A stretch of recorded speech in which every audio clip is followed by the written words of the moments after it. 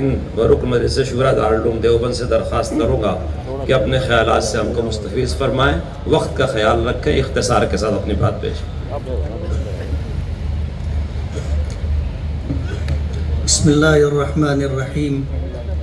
نحمدہ و نصلی علی رسولہ الکریم، اما بعد۔ کسی شاعر نے کہا ہے کہ تم نے چاہا ہی نہیں حالات بدل سکتے تھے، میرے آنسو تیری آنکھوں سے نکل سکتے تھے، دو قدم ساتھ میرے چل کے تو دیکھا ہوتا، خود بخود تیرے خیالات بدل سکتے تھے، تم تو ٹھہرے ہی رہے جھیل کے پانی کی طرح، دریا ہوتے تو بہت دور نکل سکتے تھے، تم نے الفاظ کی تاثیر کو پرکھا ہی نہیں، نرم لہجے سے تو پتھر بھی پگھل سکتے تھے۔ صدر محترم، علماء کرام، ملک بھر سے تشریف لائے ہوئے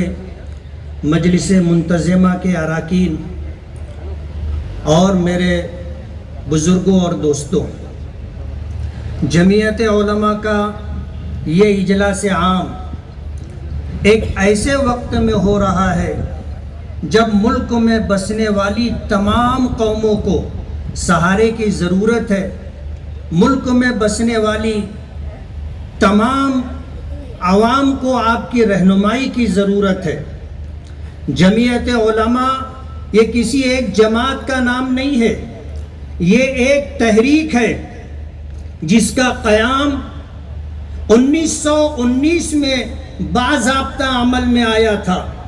لیکن علماء کی یہ جماعت ہندوستان کی غلامی کو دیکھ کر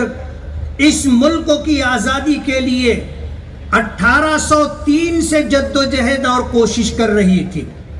اور ایک لمبا زمانہ قربانیوں کے ساتھ گزارا۔ ایک لمبا عرصہ گزرنے کے بعد جب اس بات کا احساس ہوا کہ ملک میں بسنے والی دوسری قوموں اور برادریوں کو جب تک ہم ساتھ نہیں لیں گے اس وقت تک دیش کی آزادی مشکل ہوگی، جمعیت علماء نے اس ملک کی آزادی کے لیے جو قربانیاں دی ہیں وہ تاریخ کے اوراق پر آب زر سے لکھنے کے قابل ہے۔ کہتے ہیں کہ جادو وہ جو سر چڑھ کر کے بولے، اگر کسی کا ضمیر زندہ ہے اور ملک کی تاریخ کو اگر وہ بیان کرے گا تو مسلمانوں کی اور خاص طور پر علماء کی قربانیوں کو کبھی بھی نظر انداز نہیں کر سکتا، اسے اعتراف کرنا ہی ہوگا۔ جمعیت علماء نے ہمیشہ ایسے وقت میں جب ملک و ملت کو سہارے کی اور رہنمائی کی ضرورت تھی، اجلاس کا انعقاد کر کے ملک کو ایک راہ دکھانے کی کوشش کی ہے۔ آج اس وقت آپ ملک کے گوشوں گوشوں سے تشریف لائے ہیں، کشمیر سے لے کے کنیا کماری تک۔ آج جو حضرات ارکان مرکزیہ جمعیت علماء کی دعوت پر آج بمبئی کے آزاد میدان میں جمع ہے، آپ کو صدر محترم کی طرف سے جو پیغام دیا جائے گا اسے آپ امانت سمجھیں اور اسے لے جا کر کے اپنے اپنے علاقوں کے اندر عام کرنے کی کوشش کریں، اور جو پیغام آپ کو دیا جائے گا اس پر دل و جان سے عمل کر کے ملت اسلامیہ کے ساتھ ساتھ ملک میں بسنے والوں کی رہنمائی اور ان کے سہارے کا کام کریں۔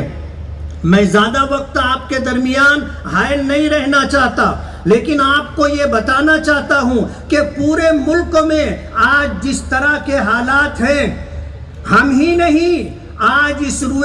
دیش میں جتنے لوگ، جتنی برادریاں، قومیں اور سیاسی تنظیمیں، جماعتیں اور جتنی بھی مذہبی تنظیمیں ہیں، سبھی پریشان ہیں۔ آج اس وقت ضرورت اس بات کی ہے کہ ملک کی جمہوریت کو باقی رکھنے کے لیے، ملک میں پیار محبت اور ملک میں بھائی چارگی باقی رہے، اس کے لیے ہم سب کی یہ ذمہ داری ہے کہ ہم مل جل کر کے کوشش کریں اور ملک کے قانون، سنویدھان، یہاں کی جمہوریت، سیکولرزم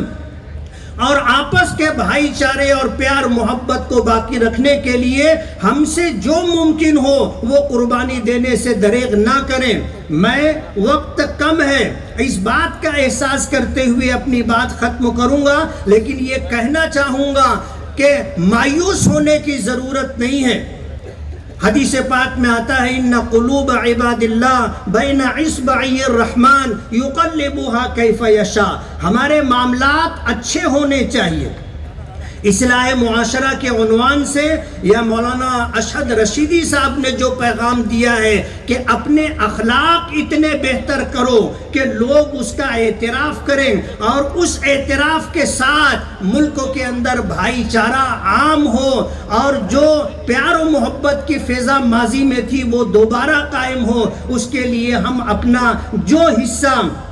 اس ملک کی بھلائی کے لیے، ملک کے عوام میں پیار و محبت پیدا کرنے کے لیے دے سکتے ہوں دے۔ بہت ممکن ہے ہمارا یہ اجلاس انشاءاللہ اپنے مقصد میں کامیاب ہوگا، اور صدر محترم اور جمعیت علماء کا جو پیغام ہے وہ ملک کے کونے کونے تک پہنچے گا، اور انشاءاللہ ہماری کوشش بار آور ہوگی، اور جس مقصد کے لیے جمعیت علماء کا قیام عمل میں آیا تھا، اور جمعیت علماء اپنے اکابرین کی راہ پر چلتے ہوئے جو کوشش کر رہی ہے، انشاءاللہ وہ سب بار آور ہوگی۔ وآخر دعوانا ان الحمدللہ رب العالمین۔